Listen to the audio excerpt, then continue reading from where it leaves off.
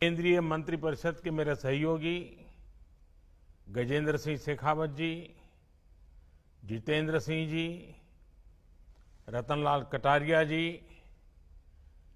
मणिपुर से सांसद और विधानसभा के सभी जनप्रतिनिधिगण और मणिपुर के मेरे प्यारे भाई और बहनों, ऐखना मयाम्बू खुरू नजरी, आज का ये कार्यक्रम इस बात का उदाहरण है कि कोरोना के इस संकट काल में भी देश रुका नहीं है, देश थमा नहीं है और देश थका भी नहीं है। जब तक वैक्सीन नहीं आती है, जहां कोरोना के खिलाफ हमें मजबूती से लड़ते रहना है, विजयी होना है, वहीं विकास के कार्यों को भी पूरी ताकत से आगे बढ़ाना है। इस बार तो पूर्वी और उत्तर पूर्वी भारत को एक तरह से दोहरी चुनौतियों से निपटना पड़ रहा है। नॉर्थ ईस्ट में फिर इस साल भारी बारिश से काफी नुकसान हो रहा है, अनेक लोगों की मृत्यु हुई है, अनेक लोगों को अपना घर छोड़ना पड़ा है। मैं सभी प्रभावित परिवारों के प्रति संवेदना व्यक्त करता हूं। इस मुश्किल घड़ी में मैं आप सब को विश्वास दिलाता हूं, पूरा देश आपके साथ खड़ा है। भारत सरकार कंधे से कंधा मिलाकर के सभी राज्य सरकारों के साथ जो भी आवश्यकता है, हर प्रकार के काम करने के लिए लगातार प्रयास कर रही है। साथियों, मणिपुर में कोरोना संक्रमण की गति और दायरे को नियंत्रित करने के लिए राज्य सरकार दिन रात जुटी हुई है। लॉकडाउन के दौरान मणिपुर के लोगों के लिए जरूरी इंतजाम हो या फिर उनको वापस लाने के लिए विशेष प्रबंध राज्य सरकार ने हर जरूरी कदम उठाए हैं। प्रधानमंत्री गरीब कल्याण अन्न योजना के तहत मणिपुर के करीब 25 लाख परिवार यानी 25 लाख गरीब भाई बहनों को, यानी करीब करीब 5 लाख परिवार समझ लीजिए या 6 लाख परिवार समझ लीजिए, इन गरीब भाइयों बहनों को मुफ्त अनाज मिला है।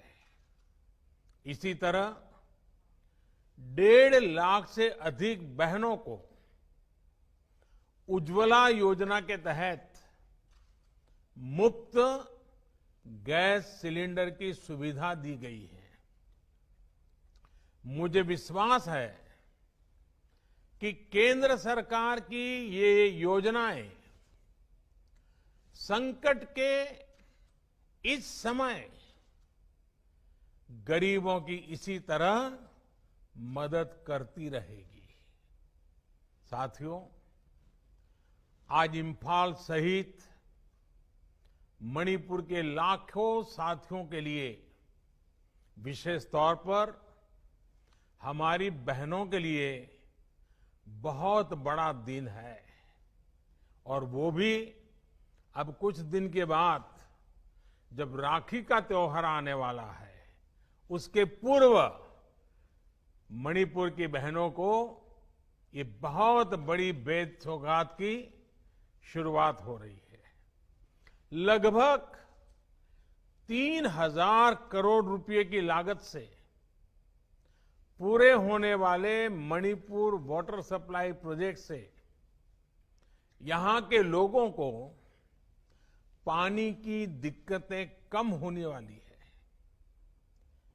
ग्रेटर इंफाल सहित छोटे बड़े 25 शहर और कस्बे 1700 से ज्यादा गांवों के लिए इस प्रोजेक्ट से जो जलधारा निकलेगी, ये जलधारा जीवन धारा का काम करेगी।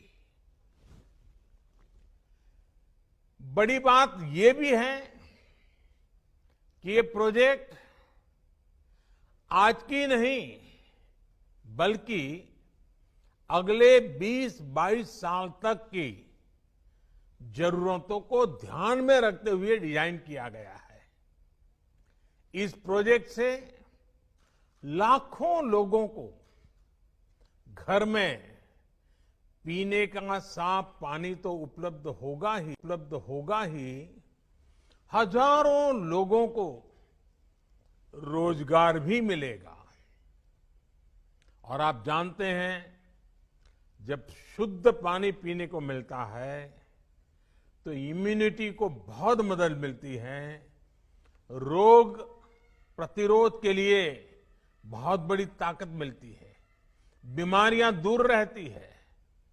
इसलिए इस पानी सिर्फ नल से पानी आएगा इतना विषय नहीं है।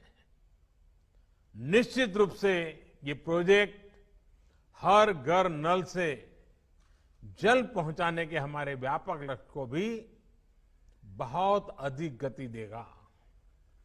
मैं इस वाटर प्रोजेक्ट के लिए मणिपुर के लोगों को और विशेष करके मणिपुर की मेरी माताओं बहनों को बहुत बहुत बधाई देता हूं। साथियों, पिछले वर्ष जब देश में जल जीवन मिशन की शुरुआत हो रही थी, तभी मैंने कहा था कि हमें पहले की सरकारों के मुकाबले कई गुना तेजी से काम करना है।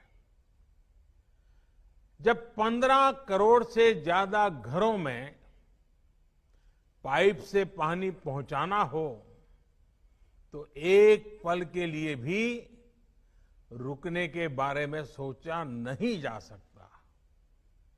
यही वजह थी कि लॉकडाउन के समय में भी गांव-गांव में पाइपलाइन बिछाने और जागरूकता बढ़ाने, पंचायतों के साथ लाने का काम लगातार जारी रहा। आज स्थिति ये है कि देश में करीब करीब 1 लाख वाटर कनेक्शन, यानी घरों में पानी का कनेक्शन प्रतिदिन रोज दिया जा रहा है। यानी हर रोज 1 लाख माताओं बहनों के जीवन से पानी की इतनी बड़ी चिंता को हम दूर कर रहे हैं। 1 लाख परिवार की माताओं बहनों को उनका जीवन आसान बना रहे हैं। ये तेजी इसलिए भी संभव हो पा रही है क्योंकि जल जीवन मिशन एक जन आंदोलन के रूप में आगे बढ़ रहा है। इसमें गांव के लोग, विशेष करके गांव की बहनें, गांव के जनप्रतिनिधि ही मिलकर के तय कर रहे हैं कि कहां पाइप बिछेगी, कहां पानी का सोर्स बनेगा, कहां टैंक बनेगा, कहां कितना बजट लगेगा। साथियों, सरकार की व्यवस्था में इतना बड़ा डिसेंट्रलाइजेशन, इतनी बड़ी मात्रा में ग्रास रूट लेवल पर एम्पावरमेंट, आप कल्पना सकते हैं कि ये पानी कितनी बड़ी ताकत बन के आ रहा है। साथियों, ईज ऑफ लिविंग, जीवन जीने में आसानी, ईज ऑफ लिविंग, जीवन जीने में आसानी, ये बेहतर जीवन की एक जरूरी पूर्व शर्त है।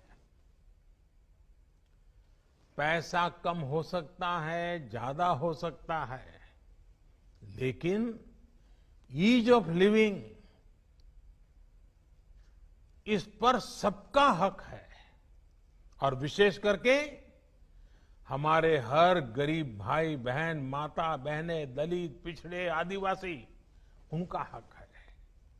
इसलिए बीते 6 वर्षों में भारत में ईज ऑफ लिविंग का भी एक बहुत बड़ा आंदोलन चल रहा है।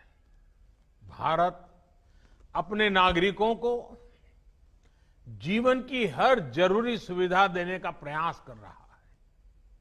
बीते 6 साल में हर स्तर पर, हर क्षेत्र में वो कदम उठाए गए हैं जो गरीब को, सामान्य जन को आगे बढ़ाने के लिए प्रोत्साहित कर सके।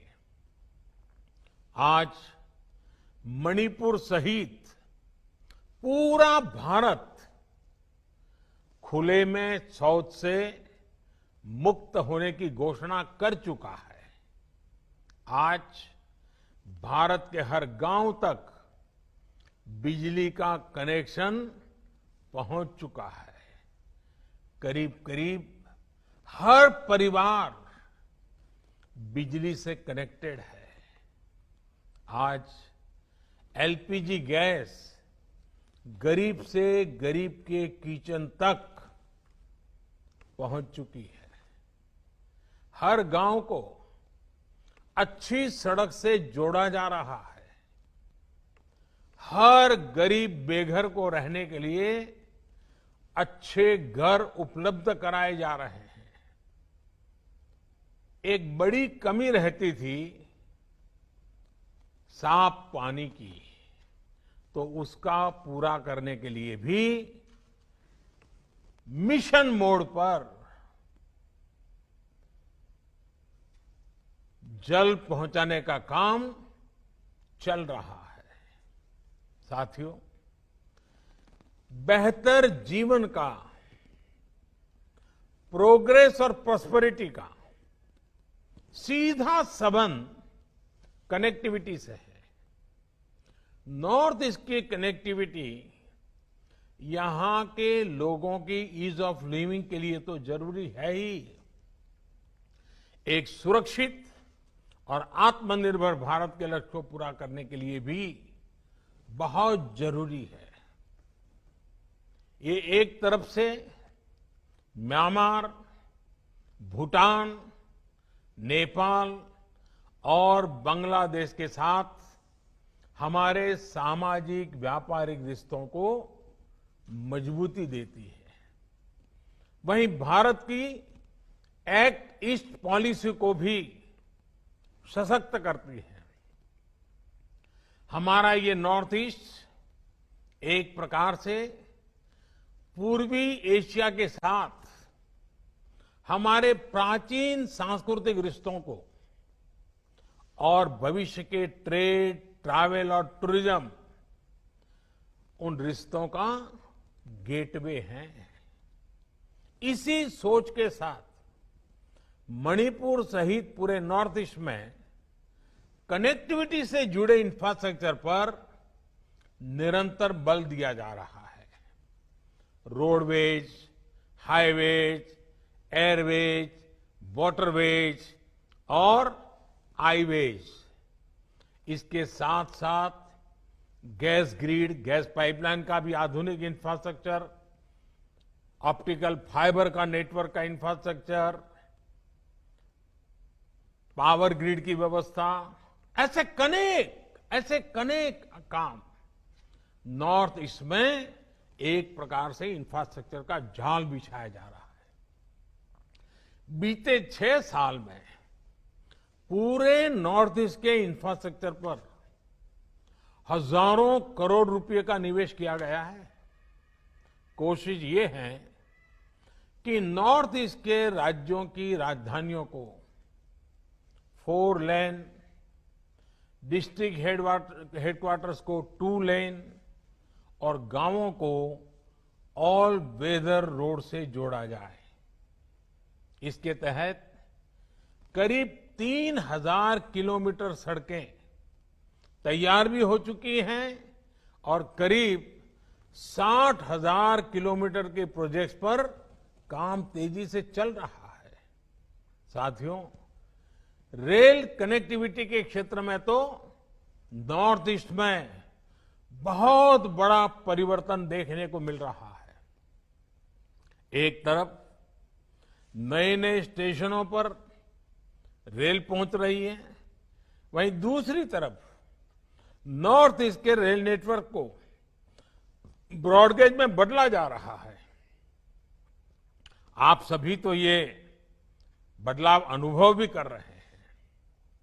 लगभग 14,000 करोड़ रुपए की लागत से बन रही जिरीबाम इम्फाल रेल लाइन के तैयार होने पर मणिपुर में बहुत बड़ा बदलाव आने वाला है। इसी तरह नॉर्थ ईस्ट के हर राज्य की राजधानियों को आने वाले 2 वर्षों में एक बेहतरीन रेल नेटवर्क से जोड़ने का काम तेजी से चल रहा है। साथियों, रोड और रेलवे के अलावा नॉर्थ ईस्ट की एयर कनेक्टिविटी भी उतनी ही महत्वपूर्ण है। आज नॉर्थ ईस्ट में छोटे बड़े करीब 13 ऑपरेशनल एयरपोर्ट्स हैं।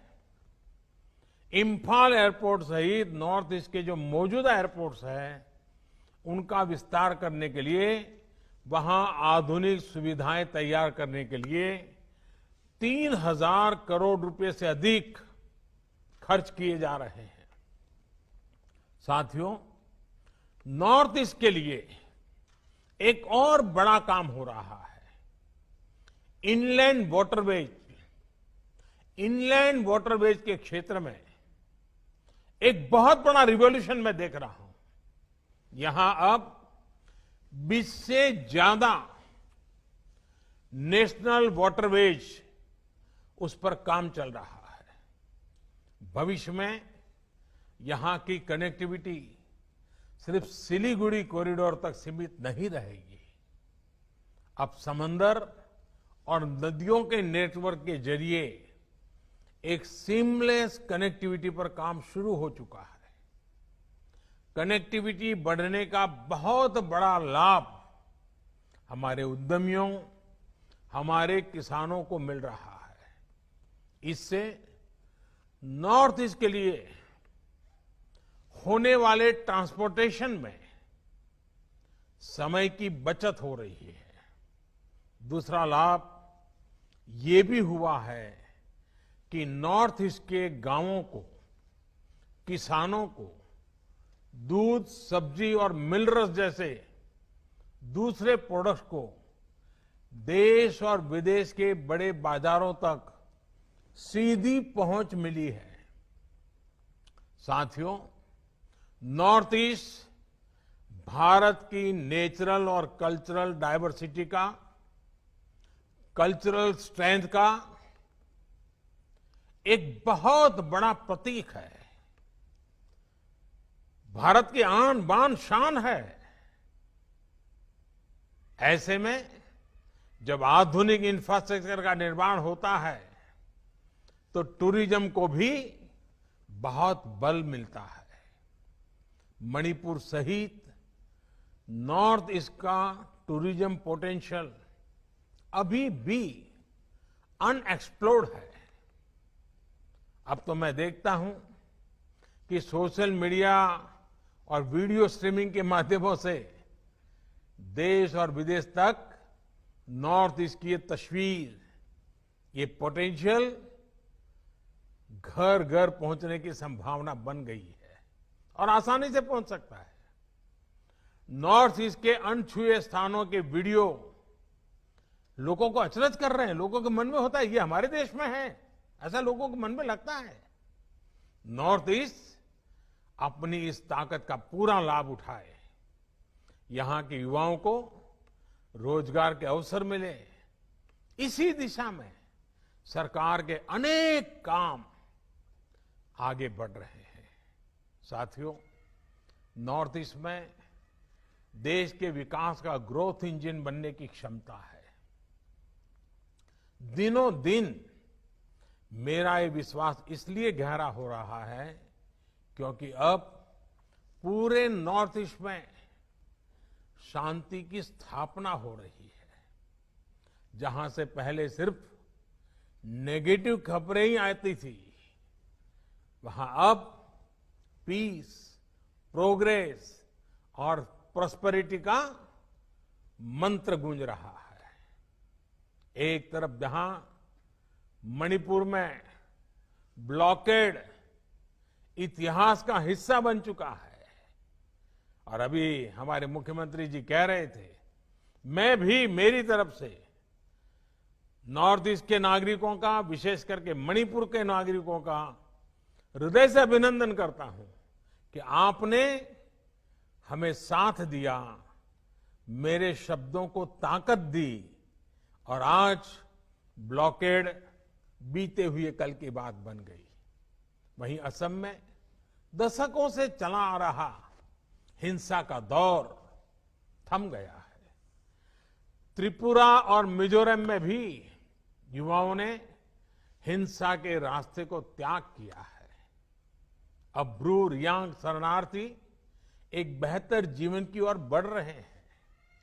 साथियों, बेहतर इंफ्रास्ट्रक्चर, कनेक्टिविटी और शांति, जब ये तीनों चीजें बढ़ती हैं तो इंडस्ट्री के लिए, इन्वेस्टमेंट के लिए संभावनाएं अनेक गुना बढ़ जाती है। नॉर्थ ईस्ट के पास तो ऑर्गेनिक प्रोडक्ट्स और बंबू दो ऐसे माध्यम है जो आत्मनिर्भर भारत अभियान को ताकत देने का सामर्थ्य रखते हैं। और मैं आज जब यहां आपसे बात कर रहा हूं तो मैं नॉर्थ ईस्ट के किसान भाई बहनों से विशेष बात करना चाहता हूं। मैं लगातार कहता आया हूं कि नॉर्थ ईस्ट ऑर्गेनिक कैपिटल देश का बन सकता है। आज मैं एक और बात कहना चाहता हूं। पिछले दिन कुछ मुझे वैज्ञानिकों से मिलना हुआ, कृषि वैज्ञानिकों से मिलना हुआ, कृषि अर्थशास्त्रियों से मिलना हुआ। उन्होंने एक मजेदार बात बताई। उन्होंने कहा कि हमारे नॉर्थ ईस्ट में किसान अगर पामोलिन की खेती पर चले जाएं तो देश को और नॉर्थ ईस्ट को और वहां के किसानों को बहुत बड़ी मदद मिल सकती है। आज पामोलिन तेल, पामोलिन ऑयल, उसका हिंदुस्तान में एश्योर्ड मार्केट है। अगर नॉर्थ ईस्ट का किसान ऑर्गेनिक खेती करता हो और उसमें भी पामोलिन की खेती करे, आप कल्पना कर सकते हैं आप हिंदुस्तान की कितनी बड़ी सेवा करेंगे, हमारे अर्थतंत्र को कैसी नई गति देंगे। मैं यहां की सभी राज्य सरकारों से भी आग्रह करूंगा कि वे अपने अपने राज्य में पामोलिन मिशन की रचना करें, किसानों को शिक्षित करें, प्रेरित करें, और भविष्य में इसमें किसानों को हमें कोई मदद करने की जरूरत होगी, उस पर भी बैठ करके कोई योजना बना सकते हैं, कुछ सोच सकते हैं हम। और इसलिए मैं आज जब नॉर्थ ईस्ट के भाइयों बहनों से और खास करके मणिपुर के भाइयों बहनों से करता हूं, नॉर्थ ईस्ट के मेरे प्यारे भाई बहनों तो हमेशा ही लोकल के लिए वोकल रहे हैं। और सिर्फ वोकल ऐसा नहीं, नॉर्थ ईस्ट की एक विशेषता है, उनको लोकल के लिए गर्व होता है। मुझे याद है जब मैं इस प्रकार का स्कार्फ लगाता हूं तो उस प्रदेश के लोग गौरव से इसको रिकॉग्नाइज करते हैं। अपनी चीजों का इतना गर्व होना, ये बहुत बड़ी बात है। और इसलिए नॉर्थ ईस्ट को ये समझाना कि लोकल के लिए वोकल बनो, शायद मुझे लगता है कि कि मुझे नहीं करना चाहिए, क्योंकि आप तो उससे भी 4 कदम आगे हैं। आप तो लोकल के प्रति बहुत ही गौरव करने वाले लोग हो। आप अभिमान फील करते हो, हाँ ये हमारा है, और यही तो ताकत होती है। और जो प्रोडक्ट्स नॉर्थ ईस्ट में होते थे, उनमें से अधिकांश वैल्यू एडिशन, प्रमोशन और मार्केट एक्सेस से कभी कभी वंचित रह जाते थे, लोगों को पता भी नहीं था। अब आत्मनिर्भर भारत अभियान के तहत लोकल प्रोडक्ट्स में वैल्यू एडिशन और उसकी मार्केटिंग के लिए क्लस्टर विकसित किए जा रहे हैं। इन क्लस्टर्स में एग्रो स्टार्टअप्स और दूसरी इंडस्ट्री को हर सुविधाएं दी जाएगी। ऐसे में नॉर्थ ईस्ट के ऑर्गेनिक प्रोडक्ट्स को देश और विदेश के मार्केट तक पहुंचाने के लिए हर जरूरी सुविधा नजदीक से ही मिलने वाली है। साथियों, नॉर्थ ईस्ट का सामर्थ्य भारत के बांबू इंपोर्ट को लोकल प्रोडक्शन से रिप्लेस करने का सामर्थ्य रखता है। देश में अगरबत्ती की इतनी बड़ी डिमांड है, लेकिन इसके लिए भी हम करोड़ों रुपयों का बांबू इंपोर्ट करते हैं। इस स्थिति को बदलने के लिए देश में काफी काम हो रहा है, और इसका भी बहुत बड़ा लाभ उत्तर पूर्व के राज्यों को ही मिलेगा। साथियों, नॉर्थ ईस्ट में बैम्बू इंडस्ट्री को बढ़ावा देने के लिए पहले ही एक बैम्बू इंडस्ट्रियल पार्क को स्वीकृति दी जा चुकी है। इतना ही नहीं, नुमालीगढ़ में बैम्बू के बायोफ्यूल बनाने की फैक्ट्री भी बनाई जा रही है। नेशनल बैम्बू मिशन के तहत बैम्बू किसानों, हैंडीक्राफ्ट से जुड़े आर्टिस्ट और दूसरी सुविधाओं के लिए सैकड़ों करोड़ रुपए का निवेश किया जा रहा है। इससे नॉर्थ ईस्ट के युवाओं को, यहां के स्टार्टअप्स को बहुत लाभ होगा। साथियों, नॉर्थ ईस्ट में हो रहे इस तेज परिवर्तन का लाभ जो राज्य ज्यादा सक्रिय होगा वो उठाएगा। मणिपुर के सामने असीमित अवसर हैं, और मुझे पक्का विश्वास है कि मणिपुर मौका जाने नहीं देगा। यहां के किसानों, यहां के युवा उद्यमों को इसका बहुत बड़ा लाभ होने वाला है। हमारा प्रयास यही है कि मणिपुर के युवाओं को रोजगार के अवसर स्थानीय स्तर पर ही उपलब्ध हो। Health, education, skill development, startups और दूसरी अन्य ट्रेनिंग के लिए अब यहीं पर अनेक संस्थान बन रहे हैं। स्पोर्ट्स यूनिवर्सिटी और वर्ल्ड क्लास स्टेडियम बनने से मणिपुर देश के स्पोर्ट्स टैलेंट को निखारने के लिए एक बड़ा हब बनता जा रहा है। यही नहीं, देश के दूसरे हिस्सों में भी मणिपुर सहित नॉर्थ ईस्ट के सभी युवाओं को आज हॉस्टल समेत बेहतर सुविधाएं उपलब्ध कराई जा रही है। विकास और विश्वास के इस रास्ते को हमें और मजबूत करते रहना है। एक बार फिर आप सभी को इस नए वाटर प्रोजेक्ट के लिए अनेक अनेक शुभकामनाएं। विशेष करके हमारी माताओं बहनों के आशीर्वाद हमें वो शक्ति दें ताकि घर घर जल पहुंचाने के हमारे सपने में कहीं कोई रुकावट ना आए, समय सीमा के पहले हम काम कर पाएं। ऐसे माताएं बहनें हमें आशीर्वाद दें। हमें काम करना है, हमें काम करने के लिए आशीर्वाद दीजिए। आपके आशीर्वाद बहुत बड़ी ताकत होती है। और रक्षाबंधन का पर्व सामने है, तो मैं आग्रह से आपके आशीर्वाद की कामना करता रहता हूं। आप सभी अपना ध्यान रखिए। स्वच्छता को लेकर तो वैसे भी नॉर्थ ईस्ट हमेशा से बहुत गंभीर रहा है, सतर्क रहा है, देश के लिए एक मॉडल के रूप काम कर रहा है। लेकिन आज जब हम कोरोना से लड़ाई लड़ रहे हैं, तब 2 गज की दूरी, चेहरे पर मास्क और हैंड सैनिटाइजेशन, उसी प्रकार से कहीं बाहर थूकना नहीं, गंदगी करना नहीं, इन सारी बाबतों का ध्यान रखना है। आज कोरोना से लड़ाई लड़ने के लिए सबसे ताकतवर हथियार यही है। यही हमें कोरोना से लड़ाई में मदद करते रहेंगे। मैं फिर एक बार आप सबके बीच आने का मौका मिला। एक बहुत सपने लेकर के इस योजना को शुरुआत कर रहे हैं। मणिपुर देश को दिशा दिखाएगा, इस पूरे विश्वास के साथ आपको बहुत बहुत शुभकामनाएं, बहुत बहुत धन्यवाद। धन्यवाद माननीय प्रधानमंत्री महोदय।